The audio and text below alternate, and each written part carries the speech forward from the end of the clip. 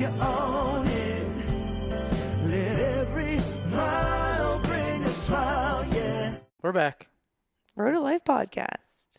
Bennett and McKay. What are we talking about this week, McKay? This week we're talking about running your own race. Mm-hmm. And I think this one, sort of, the best analogy for this is running marathons. Mm-hmm. When you run your marathon, for example, when you ran the marathon in October, Yeah. you had your own race plan. You created a plan for yourself. Mm-hmm. You had a time you were trying to adhere to, so a pace bunny you were trying to work from, and a pace per mile, pace per kilometer. You did a lot of research and a lot of work on the fluid you were going to take in, because you learned a lot from your first marathon to your second marathon, and so you got a Camelback and you filled it not just with water but with a really quite potent fluid mixture of lots of electrolytes and stuff. Energy, yeah.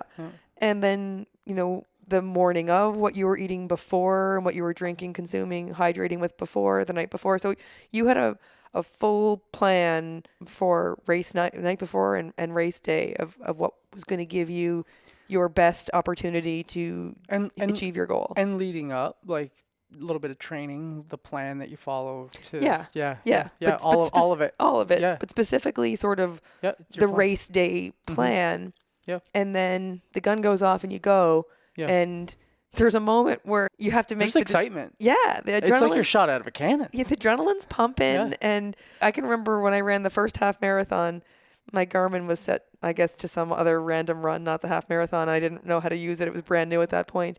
And my watch kept telling me to slow down because I was running too fast. I was running faster than my watch wanted me to run.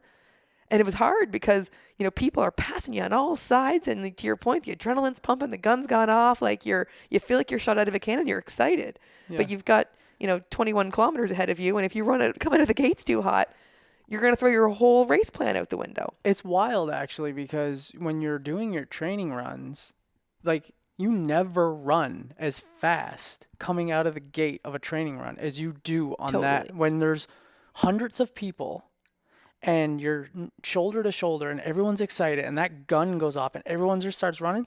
I was literally running a minute or more pace faster on that day on the first kilometer or so than I was on any training run. Right.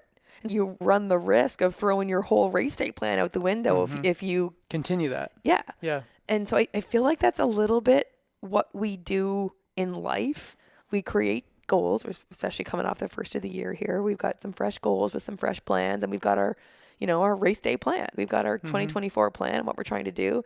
And then you see, you're excited, the adrenaline's going, the people are beside you and they're running faster. And so you get in these groups, you might be in a mastermind or some your colleagues or friends and you see what they're up to. Even just on Instagram, you see people are up to, and you're like, oh shoot, maybe I should be doing that. Oh yeah, that's a great idea. I should definitely be doing that. Yeah. A little bit of shiny objects and totally. It's like we get into a bit of a comparative reality on social media. And we start running someone else's race. And what happens in a marathon if you run someone else's race? If you train for a certain way and then the person next to you happens to be like a Boston Marathon qualifier and you start trying to run their race, what's going to happen? Well, if you're trying to keep up with him, you're going to be in serious trouble. Yeah.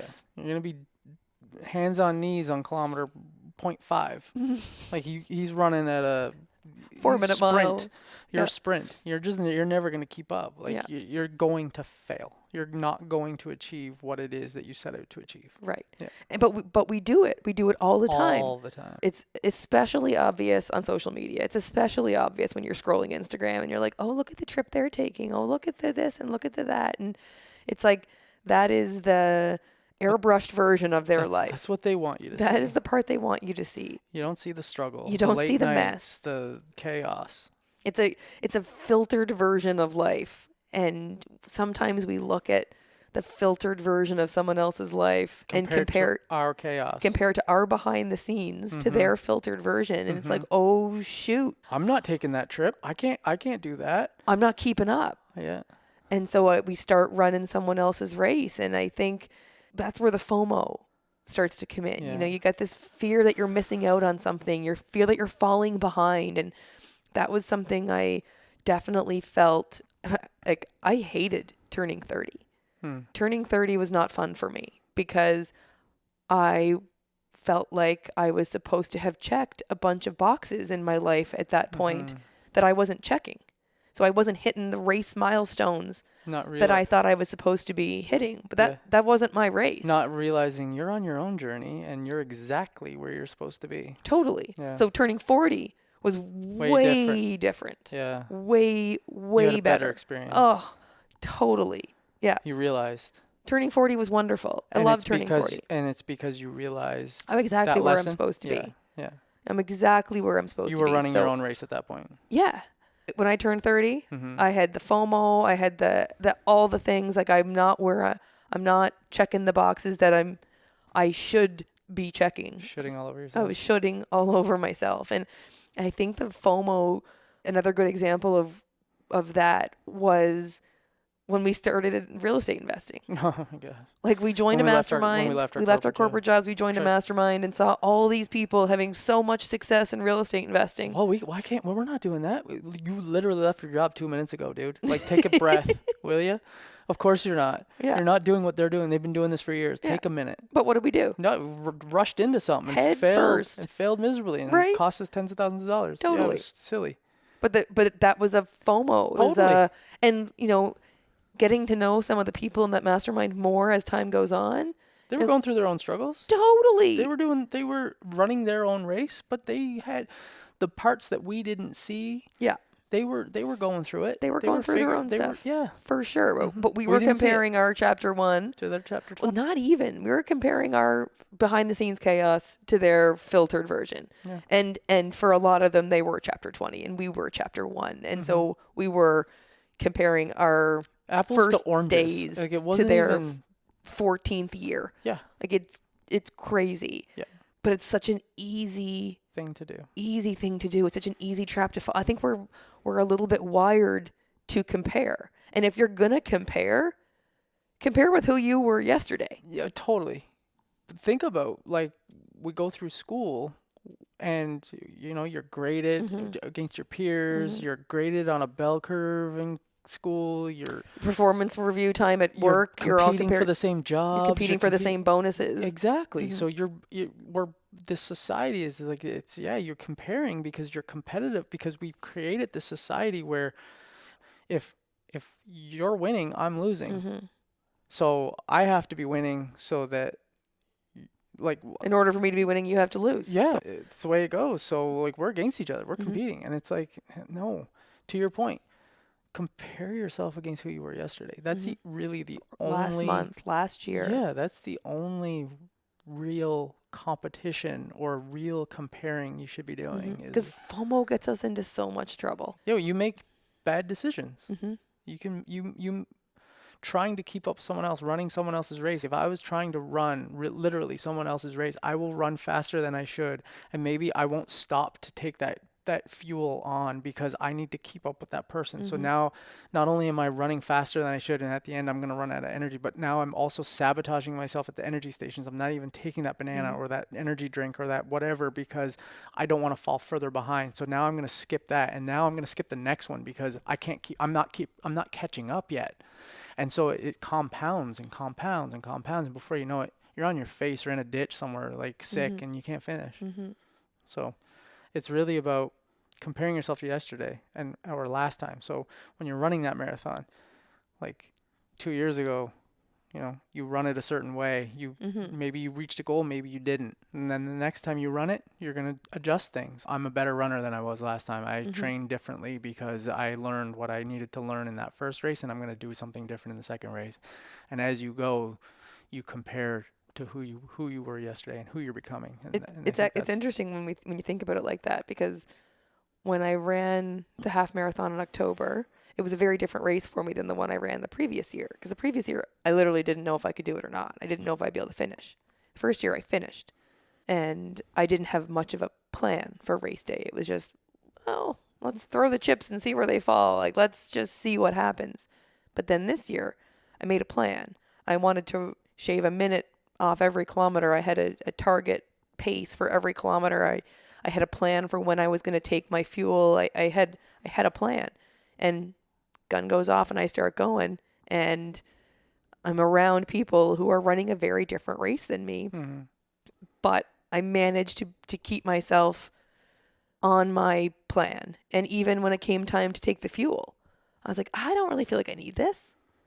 And I waited. But I didn't wait too long, because then I caught myself like, you made a plan.